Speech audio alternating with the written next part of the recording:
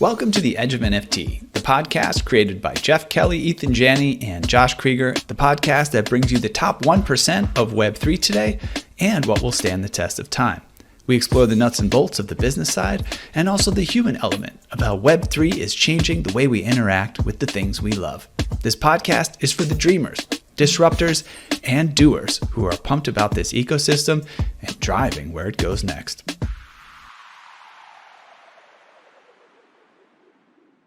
What's up, everyone? Josh Kirger here live at Veecon, and I'm excited to be here with Shannon Snow, the COO of World of Women. WOW for short. What's up, Shannon? What is up? Thank you so much for dropping by WOW at Veecon. Yeah. So, of course, people are probably curious about what is WOW if they haven't heard of you guys. I don't know who hasn't yet, but what is WOW and what are you guys up to here? So for those of you who have not heard about WOW, it's World of Women. We launched in July of 2021. It's a profile picture collection celebrating diversity, equality, and representation in Web3. At the time we launched, Bored Apes was becoming popular. So many collections were becoming popular, but none had female avatars drawn by a female artist and led by a female team. So WOW broke through, it gained popularity. Now we have over 14,000 holders all over the world who stand for our mission. 60% women and non-binary and 40% men, many of whom buy because they want to make a better world for their wives, their daughters, and their families. So amazing, and there's been so many interesting projects that have come and gone in the space, but WOW has shown real legs. What do you attribute that to? Our community is amazing. People are really thrilled about the mission, and they love that we're building a world that is going to bring about the values that Web3 is all about, empowering people, empowering creators. And I think many of us got into the space because we want to see people have the power in the next generation of technology, and we want to stand for those values. And the art is timeless as a historic launch. Our values are timeless, and so for that reason, I think that WOW is well positioned to continue 10, 15, 50, 100 years ahead. Yeah, absolutely. We appreciated you guys, your foundation, supporting our event, Outer Edge LA, and now you're here at Veecon.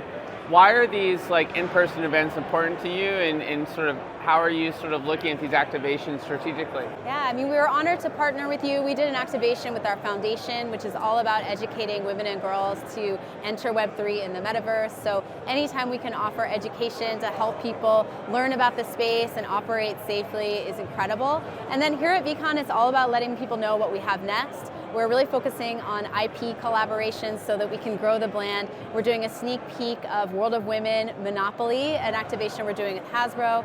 And why it's important for us is we all learned about money through playing Monopoly, or at least I did. And so we want the next generation to learn about digital currency and the digital economy through playing World of Women Monopoly. I love it.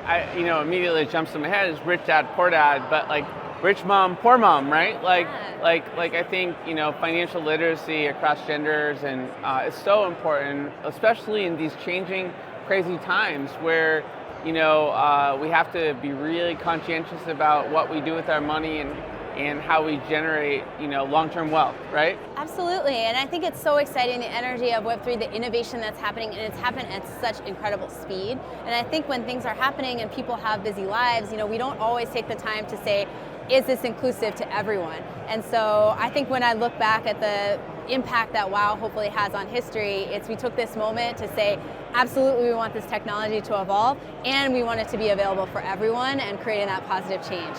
Yeah, I can see how this new version of Monopoly is going to be a very popular gift for the holidays coming up. What are some of the street names or figures, anything that you can share about the actual construction of the game yet? Oh, well, so it was a way to dive into the worlds behind World of Women. When you have a WOW, your WOW, depending on what skin tone she has, she's coming from a different planet. So this is cool. Rainbow Orb. So through the board, you get to know a little bit about the story behind the different planets that the women come from, as well as have some fun play with different communities that we play with in the Web3 space, including Bored Apes, Cool Cats, VFriends that you can play on as the board. That sounds really cool.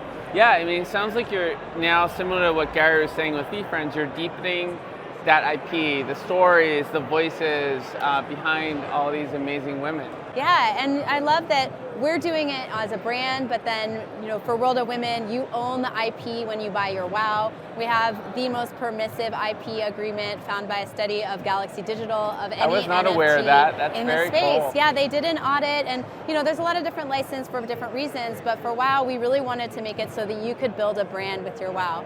And we've had Sakari do cyber green juice. We had Eva Longoria sell derivative products from her WOW. And ultimately, as we grow the brand, as a holder, you grow as part of that, and you can take that asset, start a business, use it as the face of your company, and get all the benefits of the global expansion we're doing.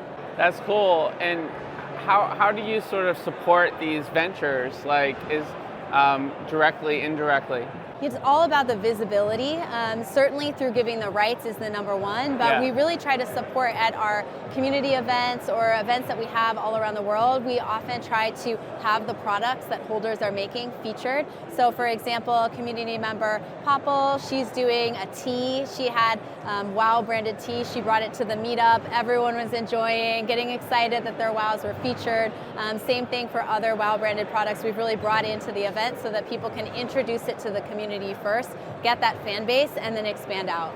It makes sense. And you go to these events and you meet, community members with all different backgrounds that can help you be successful at your event. Like you can create, a whole business ecosystem for yourself by being a member of the community. Absolutely. Just I'm thinking YPO or something like that, a more traditional approach, and they're going Web3 too, but this is a whole entrepreneurial empowerment ecosystem. Well, yeah, we used to start businesses and it'd be focused on the local area, right? And your family, your friends, your community be the first ones that do it. And I think what's really cool about these Web3 and digital communities is people are creating these global digital communities, but you can still have that opportunity of, I'm going to sell to my community first, right? And have this global community that's behind you that wants your brand to succeed because you're already in. And so it really feels good to be in it together.